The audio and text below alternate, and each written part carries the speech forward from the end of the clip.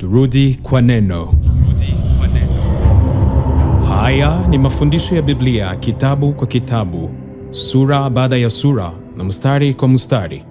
Yameletwa kwako na kanisa Calvary Chapel Goma. Kwa swali lolote ita ama andika kwa namba 09 76 095 045. Tunapatikana Katoi karibu ya Kwaila. Karibu.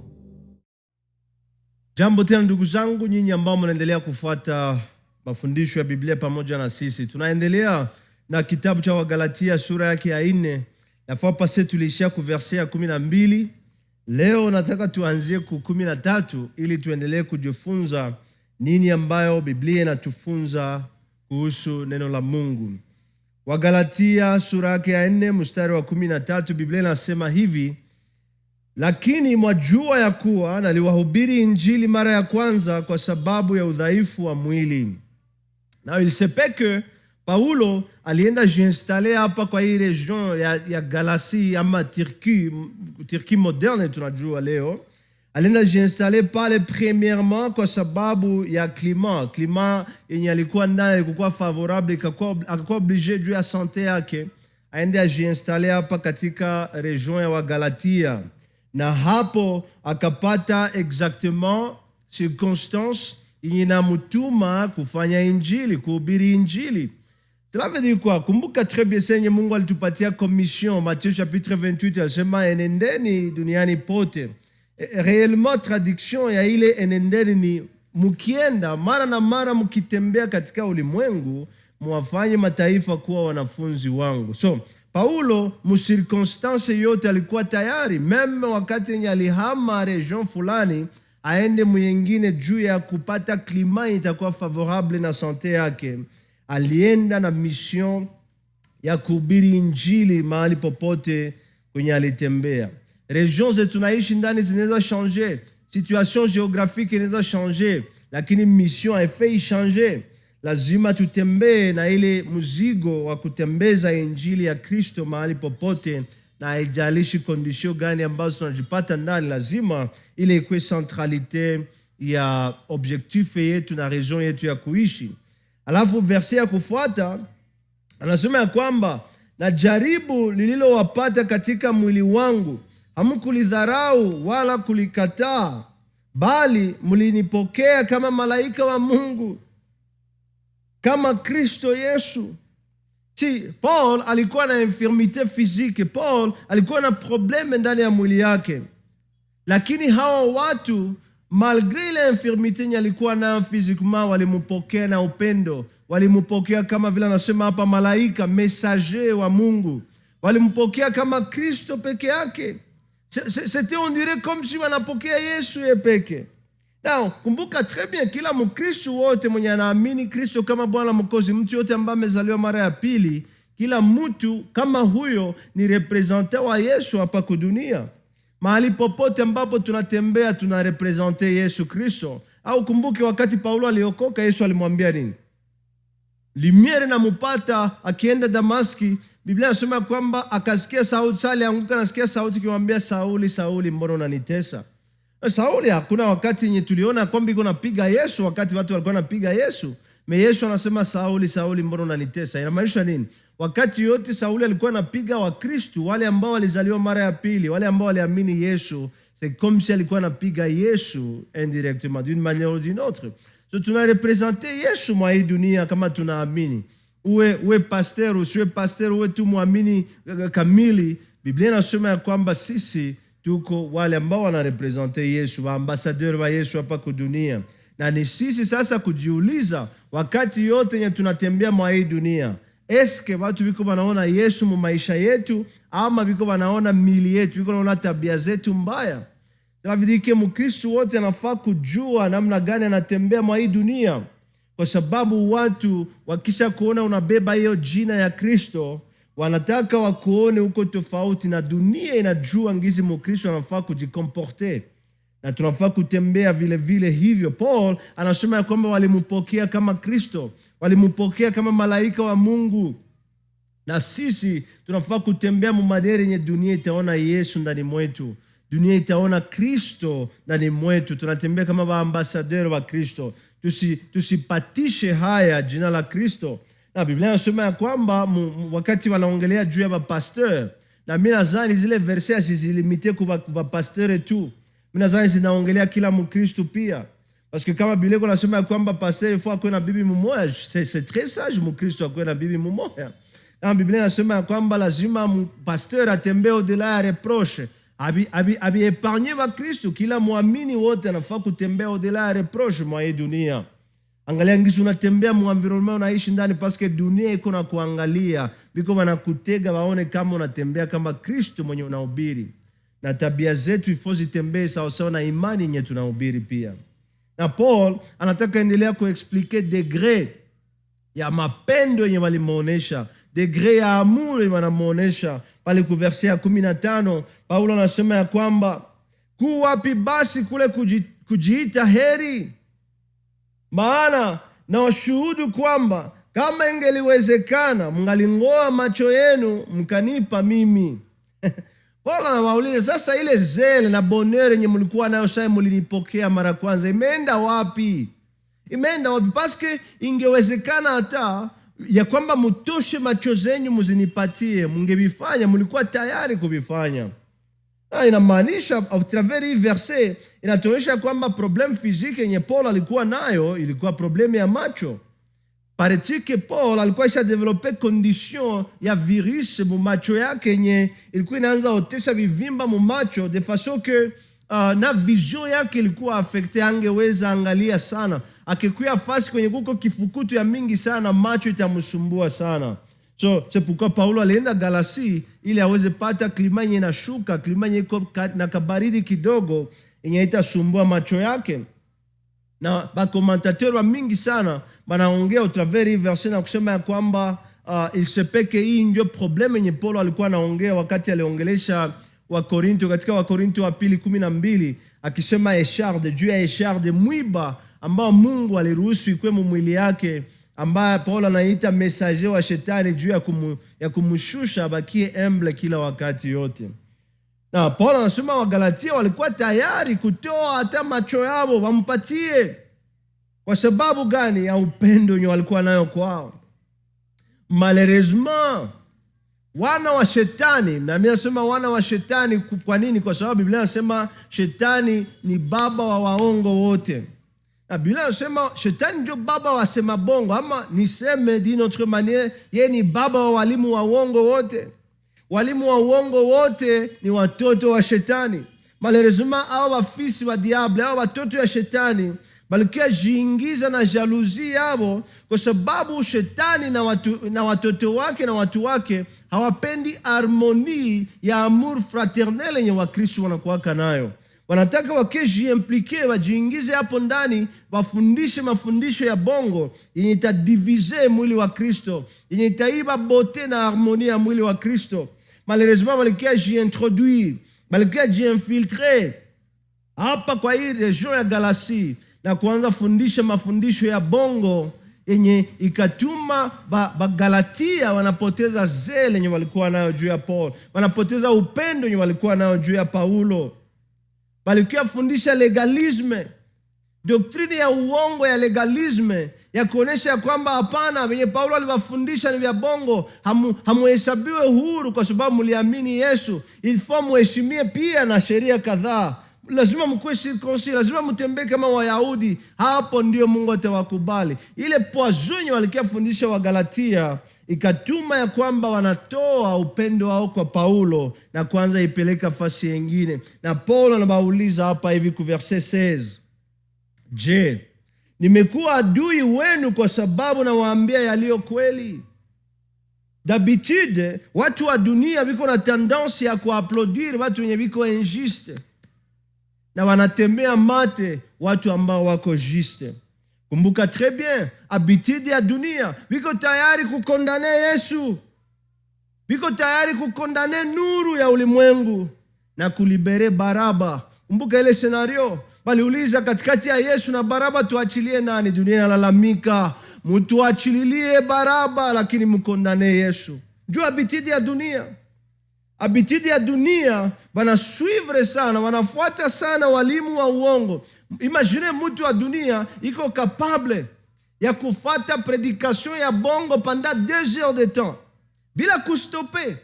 Anabakia iko nafuata hii poison ya kumuua kiroho, mais anashindwa fuata mafundisho mazuri hata pendant 45 minutes, voire même hata 30 minutes. Anashindwa fuata mafundisho mazuri kwa hiyo madakika chache, lakini anaweza ikala hata journée yote, hata masaa 4, hata journée mzima iko nafuata mafundisho yenye na muempoisonner kiroho na kumutia mu prison.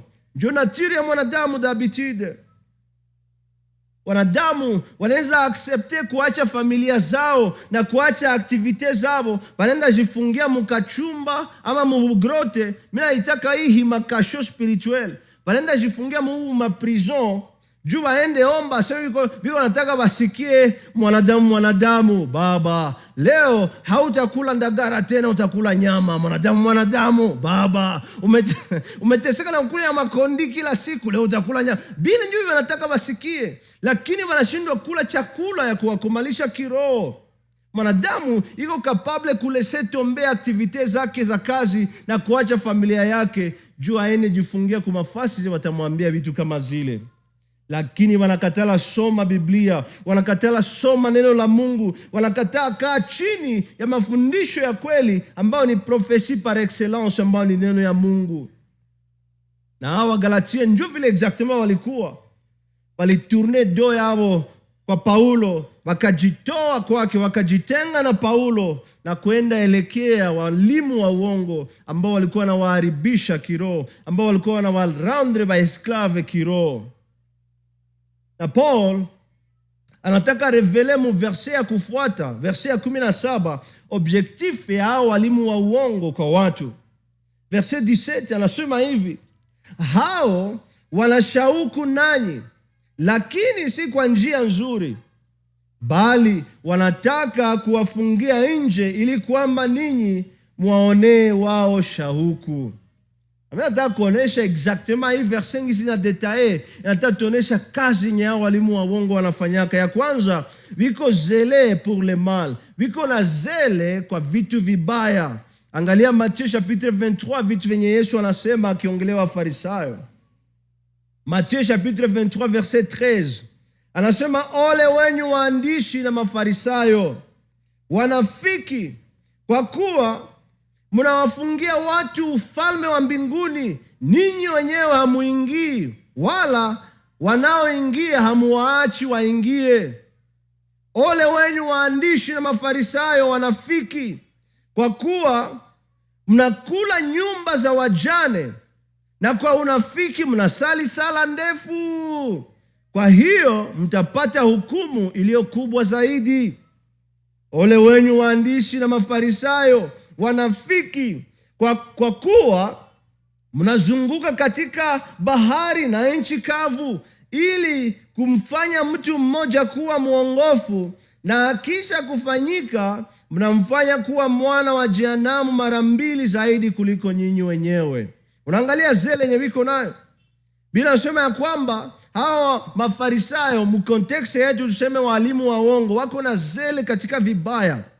Iko na kapasite ya kufungia watu wasiingie katika ufalme wa mbingu, na yeye mwenyewe anakatala ingia katika hiyo ufalme.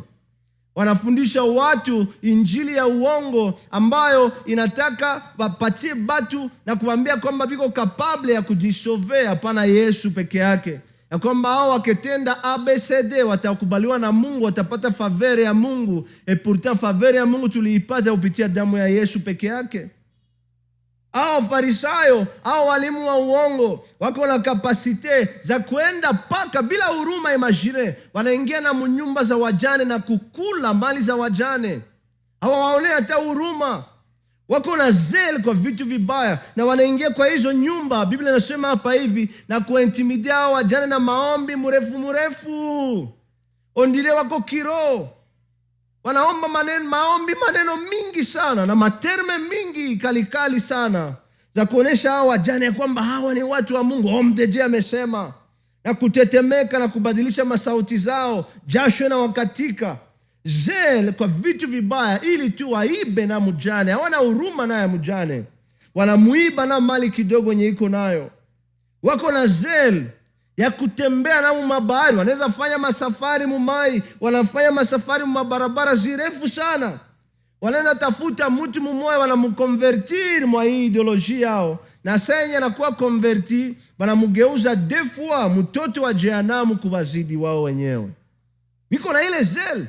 Wanaweza safiri dunia mzima juu ya kwenda tafuta waadepte babo na kuwaharibisha kwa kuwafundisha mambo mabaya. Yesu anasema ole kwenyu. Na deuxième chose yenye hao walimu wa uongo ambao tunaangalia hapa wako nayo kwa hii verse, bila sema hivi ya kwamba wanataka kuwafungia nje ili kwamba ninyi muwaonee wao shauku. Wanataka nyie mkuwe zele, wanafungia njia juu mkuwe zele kwao. Ça veut dire que la deuxième chose yenye hao walimu wabaya wanafanya, wanarendre watu kukuwa ba esclave babo. Wanarendre wanadamu wakuwe ba esclave babo wenyewe. Na wanavifanya kwa kuficha watu ukweli. Hawapendi watu wajue ukweli wote. Wanafungia watu porte. Wanafungia watu kujua neno la Mungu lote. Na ndio maana wanaselekshonaka hiteme na hisije yenye inaendana tu na vitu yenye vitendana na objectif yao ya zele ya mubaya, ili waweze fanya watu wakuwe ba esclave babo. Aba watu viko na matalan ya kukree mateme na kukree masije zenye zitaogopesha watu, paske wanajua watu wakiwaogopa deja watakuwa na autorite juu ya watu. Banaintimide watu na kukree masije za kuwatetemesha, za kuwaogopesha, ili hao watu wabakie asijeti ku uongo yao, wabakie ba esclave ba uongo wao. Utasikia mtu anakree teme, par exemple anasema malédiction, délivrance ya malédiction générationnelle. Na anakonesha kwamba maombi yake yo peke ndio funguo yenye itaweza fungua ile malédiction, itakutosha kwa ile malédiction. Anakree teme ya vile on dirait Mkristo iko chini ya laana ya kijamii. Mkristo, hakuna Mkristo mwiko chini ya laana ya kijamii. Sasa yenye tunaokoka, damu ya Yesu inatutosha mulia zote za laana zetu tulikuwa ndani. Hawapendi ambia watu kweli kama hiyo. Wana kree masije, par exemple, we uko nani juu juje mpakaliwa mafuta wa Mungu. Upako wa mpakaliwa mafuta wa Mungu. Wanaongea na wanashanje visauti. Banaonesha kwamba no way haufe kujije mpakaliwa mafuta wa Mungu paske utalaaniwa. Talaaniwa. Wengine wanakree masije, wanakonesha kwamba le pouvoir de père, le pouvoir ya wababa. Sasa hivi wanaongea na ile masauti, mimi nacheka. Mimi naona sa komedi. Mtu anasimama, Mungu anakupatia opportunity ya kusimama 45 minutes hata une mbele ya watu, unaanza jisifia wewe ule ya kusifia Mungu. Le pouvoir de père. Unajua sema vile? Mnawajua sababu mnawafuata. Le pouvoir de père. Mateme zingine wanafundisha mateme asema ino ku blaspheme Saint-Esprit. Ni wakati unadute ma action zao za upumbavu ziviko wanafanya za kiroho. Asipale umeblaspheme Saint-Esprit. Wakati mtu yuko anatetemeka saka kuku, wewe unacheka, anakuambia sema umeblaspheme Saint-Esprit. Bongo hapo. Ku blaspheme Saint-Esprit iko kucheka watu yuko wanafanya upumbavu kiroho hapana. Ku blaspheme Saint-Esprit ni kukatala conviction ya Saint-Esprit. Sasa iko na kuambia uamini Yesu, tubu dhambi zako, uamini Yesu, wewe unakatala sikia ile. Unafuata njia zako, pale una blaspheme Saint-Esprit, kwa sababu hiyo dhambi haiwezi samehewa kwa sababu unakatala njia ya kusamehewa ambao ni Yesu Kristo. So hao watu wanajifanya miungu juu ya watu ambao wanaongoza.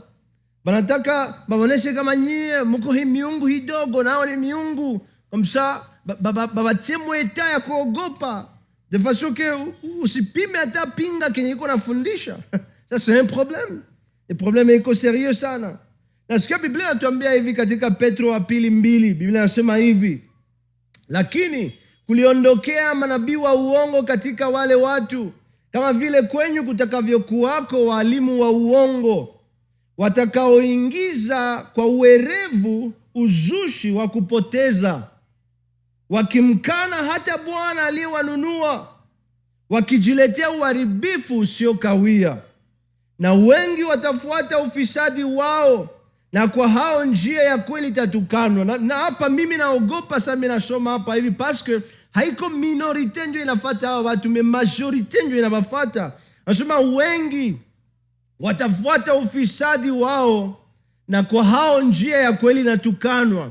Na niambie très bien hapa Maigoma ama murejozo tunaishi ndani, kama neno la Mungu alitukanwe leo kwa sababu ya walimu wa uongo. Niambie très bien kama wakikuita pasteur wakuchekelee leo mwa hii society tunaishi ndani.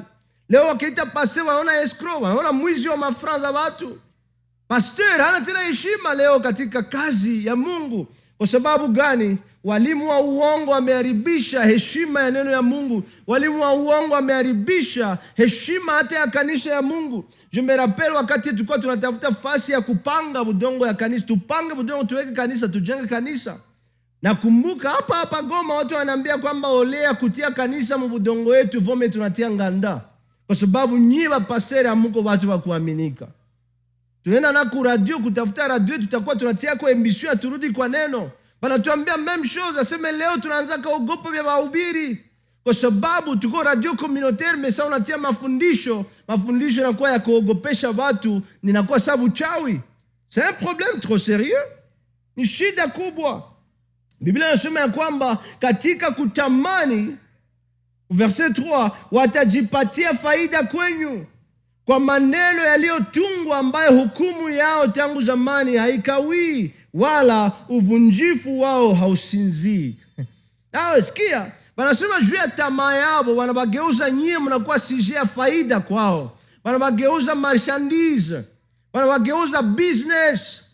Lazima tutafute strategy za kuyalisha watu juu sadaka ivimbe. Sitaki watoto yangu wakufe mubaya, sadaka ivimbe. Tamaa. Na juu ya hii tamaa, Biblia inasema ya kwamba wanawafanya nyie mkue biashara kwao. Imagine uko mcongregation ya 200 personnes.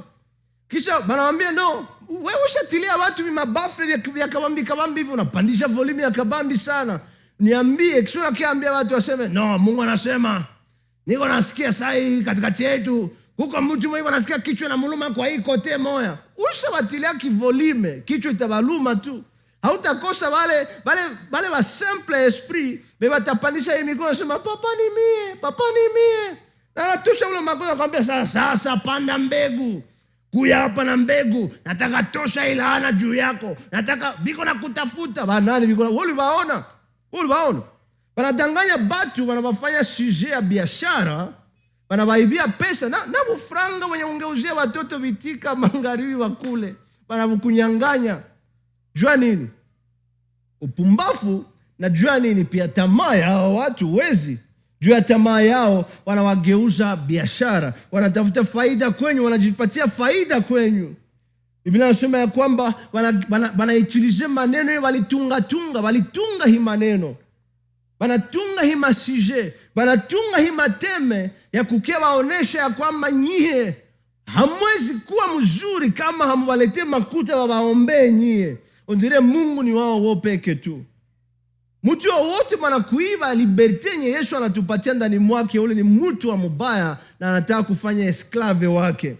Na usikia wenye Biblia inatuambia sasa kwa verset ya 18. Biblia inasema Galates chapitre 4 verset 18. Anataka tuonesha juu ya zele ambayo Mungu anapendezwa nayo. Hapana zele hawa bandi, hapana. Na kwanza mimi nawaombea paske siwezi furahi mtu aende jehanamu. Mimi naombea hao walimu wa uongo watubu. Kwa sababu kama hawatubu, Biblia inasema condamnation yao iko tayari. Mungu aishaitayarisha depuis commencement ya dunia, avant même commencement ya dunia. Mezele nye Mungu anapendezwa nayo ni gani? Verset 18 anasema, navyo ni vizuri kuonewa shauku katika neno jema siku zote, wala si wakati nikiwapo mimi pamoja nanyi tu. Hii ndio zele nye Mungu anapenda. Hii ndio shauku yenye Mungu anataka tukue nayo. Hapana kujitoa mkazi ya Mungu juu alikutia pression fulani, hapana. Lakini kwa sababu upendo wa Mungu ndani mwako ni kubwa, unajitoa bila kusukumwa na mtu wowote. Ile ndio adoration yenye Mungu anakonsome. Ile ndio adoration yenye Mungu anafurahia. Kazi ambayo inafanyikwa kwa sababu ya upendo wa Mungu ambao unabubujika ndani mwako kwa sababu yeye alikupenda wa kwanza. Hii ndio adoration. Na pastere wote mzuri anafaa kuwa na objectif ya kufanya hii kuwa vision principale yake, ya kuona watu wakomae munivu ya kufanana Kristo. Kristo alijitoa kwa hiari yake. Hakuna mtu mwalimsukuma, kwa sababu ya upendo yenye alikuwa nayo akaitika kujitoa kwa ajili ya ulimwengu. Nasikia verset 19 Paulo anaendelea kusema, vitoto vyangu ambao kwamba nawaonea utungu tena mpaka Kristo aumbike ndani yenu. Paul anawaonea uchungu, na hapa anatumikisha terme medicale, ile uchungu travail yenye mwanamke anakuwa nayo avant azale. Ni maumivu kubwa sana. Na anasema mimi nawaonea ile genre ya uchungu mpaka saa Yesu atakoma, ataumbika ndani mwetu. Yesu ataumbika ndani ya roho zenyu. Na sikia Biblia inasema mu Yohana 16. Yohana 16 mstari wa 21 Biblia inasema, mwanamke azaapo yuna huzuni kwa kuwa saa yake imefika. Nasikia travail inaanza, uchungu inakuwa mingi sana. Lakini akiisha kuzaa mwana, haikumbuki tena ile dhiki, kwa sababu ya furaha ya kuzaliwa mtu ulimwenguni. Na si vile vile tunafaa kuandire souffrance ya huduma. Tunafaa tuandire saa zingine tunakosa na makuta. Me tunafaa kuandire kwa sababu gani? Kwa sababu ya furaha yenye iko mbele. Lazima uandire criticisme, watu watakukritike sa unatumikia Mungu très bien. Lakini unafaa kuandire kwa sababu unajua furaha yenye vile vitazaa. Unajua ya kwamba itazaa, huduma yako itazaa watu wazima, watu ambao Kristo ameumbika ndani mwao, watu ambao wanatembea muimaji ya Yesu, watu ambao wanatembea ngizi Mungu anataka watembee. Ile furaha ndio inafaa ikuwe motivation ya pasteur. Na hii ndio boti ya kukuwa pasteur, kwa sababu unaangalia watu walikuwa mabaya ndani ya uchafu, societe isha wakatala, unawafundisha neno ya Mungu, neno ya Mungu inawasafisha, na hakuna furaha ya kuangalia ile transformation. Mtu prison, bali mutia mu prison, fimbo za prison azimusaidie, lakini neno ya Mungu inapenetre kwenye fimbo ya prison, haiwezi penetre. Hakuna furaha kuzidia hiyo. Hakuna furaha kuzidia kuona ile transformation maisha ya mtu. Na verset 20 Paul anasema sasa, tukimalizia, anasema laiti ningekuwapo pamoja nanyi sasa na kuigeuza sauti yangu, maana naona shaka kwa ajili yenu. Angalia keri ya uzazi yenye Paulo iko nayo. Paulo asema ya kwamba mimi niko naona shaka kwa ajili ya vitu wenye mimi napoteza kutoka kwenyu, hapana, lakini mimi naona shaka kwa ajili yenu. Cela veut dire que objectif principal ilikuwa kuganye kwanza hao wa Galatia mioyo yao, leur bien-être, bonheur yao ndio ilikuwa sujet ya objectif principal ya Paulo. Paul alikuwa anatafuta bien materiel zao. Paul alikuwa anatafuta roho zao zibadilike. Na unajua alikuwa anataka wafikie pourquoi? Parce que sana waandikia lettre souvent haiwezi weza transmettre vizuri emotion yenye mtu alikuwa nayo. Na njuma na saa Paul anataka akue kwa wanataka baongee face à face, bamusikie, basikie expression ya cœur yake, bajue kwamba haiko natafuta kitu kingine mebonere hawa watu. Mungu anataka tuwe na zel, ndugu zangu.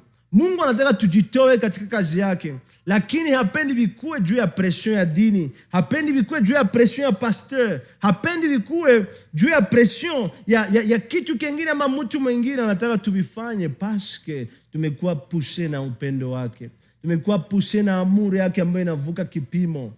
Na hiyo ndio zele ambayo mimi nawatakia. Hapana zele ya walimu wabaya wenye viko très près kuprendre mariske juu ya kuharibisha nafsi za watu, juu ya kuiba watu, lakini zele ya Mungu, zele ambayo iko tayari kutoa uzima wako, kutoa vyote venye uko avyo kwa Mungu, ili uone nafsi na injili, nafsi zikibadilika kwa sababu ya nguvu za injili. Ukiona injili inaenea duniani kote, hiyo ndio zele yenye Mungu anapendezwa nayo. Na hiyo ndio mimi nawatakia leo. Na watakia mtoke katika hao watu ambao wanataka baasijetu na kuwafanya baesklave na kufuata Mungu vizuri na kumfuata kwa sababu yeye alikuokoa. Sikia, wokovu iko individual. Hautakia sema mbele ya Mungu ile siku aseme hapana, mie sikuamini mzuri, juu pasteur alinidanganya. Hapana, uko na responsibility. Mungu alikupa akili, tumikisha akili yenye uko nayo. Mungu alikupatia maandiko yake, alikupatia neno yake, soma neno yake. Jua neno lake, jua njia zake, jua Mungu vizuri. Roho Mtakatifu atakufundisha na hauna excuse yoyote.